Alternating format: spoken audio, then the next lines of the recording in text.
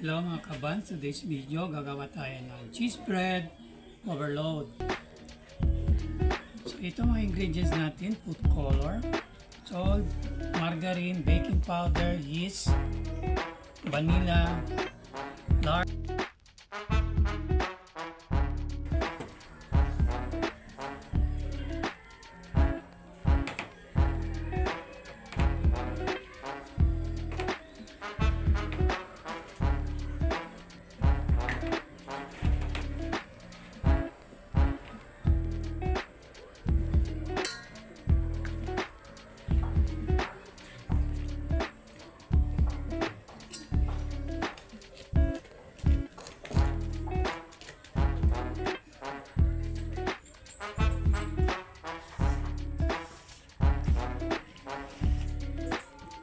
So, i-rest natin to in 1 hour.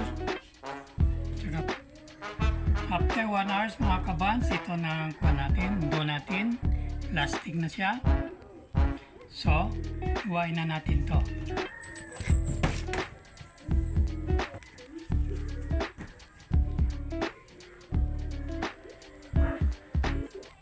So, ito kabans, ito.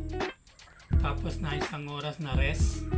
Luto na natin to 160, tapos iluto natin to within 15 minutes.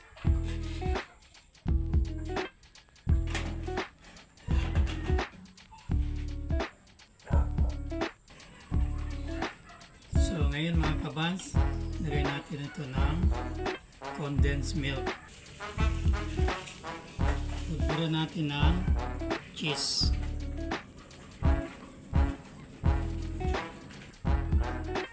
So kabans, ito na ang cheese bread na overload.